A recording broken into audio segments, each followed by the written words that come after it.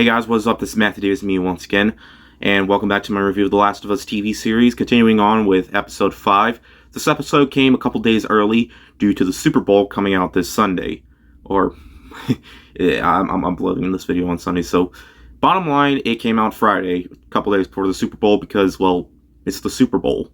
But I don't really watch the Super Bowl, but I do watch this series, so yeah. In this episode, we follow Sam and Henry as they're trying to avoid Kathleen and Perry, and Kathleen is trying to get revenge on Henry because Henry killed her brother.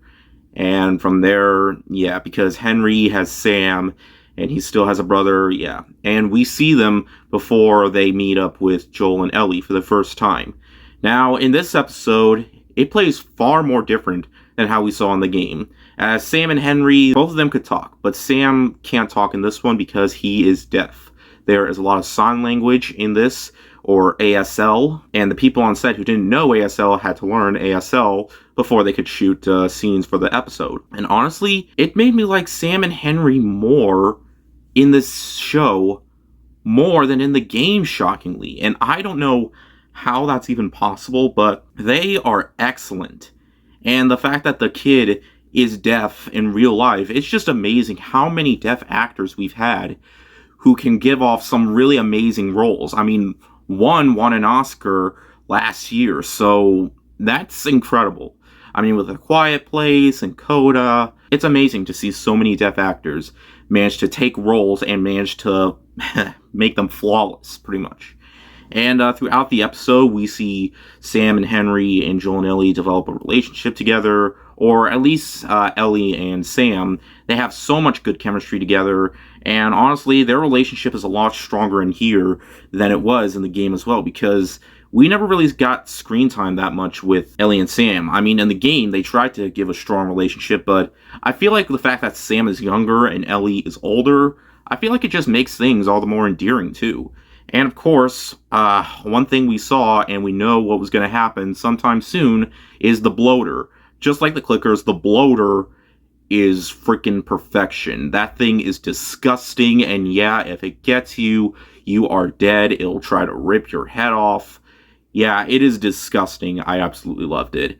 And it has the most tense zombie fight in the show so far, with a massive horde of zombies with Kathleen and her troops trying to get to Sam and Henry. It is tense, it is violent, and it is just something that I've been waiting to see when it's not focusing on the characters all that much. But it really does focus a lot on the characters this entire show, just like it does in the game. But honestly, the characters are what you care about more than seeing the zombie kills, because like I mentioned before, the show and the game, they're all about the characters, and the fact that I connected to Sam and Henry a lot more in this than in the game, and I already thought they were great in the game, and the fact that they have much more better chemistry in this, and the fact that Sam is deaf, yeah, it definitely made me not excited for the end of the episode, because if you saw the game, you know exactly what's going to happen with Sam and Henry. Probably my favorite part out of this whole episode is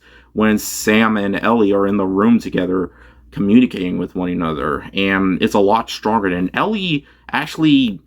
Okay, I'm going to try my best not to spoil this particular episode, because I want you to check out this episode for yourself if you've watched the other previous episodes. I gave the last episode a lower score, but in my review for the last episode, I say this is where things start toning down a bit, but I mentioned that I wasn't worried because I have a feeling things are going to pick back up, and they definitely picked back up with this one here.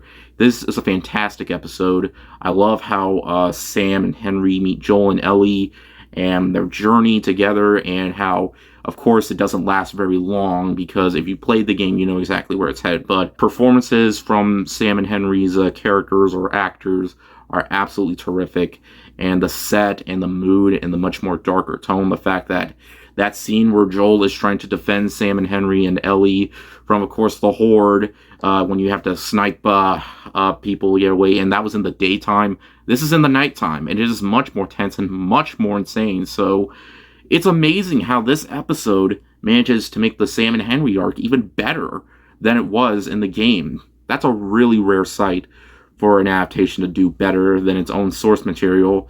It is incredible, and I absolutely love this episode. It's one of my favorites so far. So, yeah, a lot of potential for making the series even better. So, and it's already great enough as it is. And yeah, fantastic episode. I loved every second of it.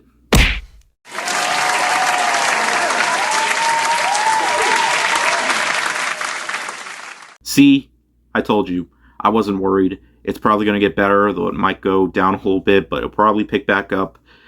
Yeah, this series is awesome, no question about it. Even if the ending is disappointing, that still probably won't change my opinion about the entire thing, because it is awesome so far, and I highly recommend it. And yeah, thank you guys so much for watching, and I'll see you guys later. Ward out.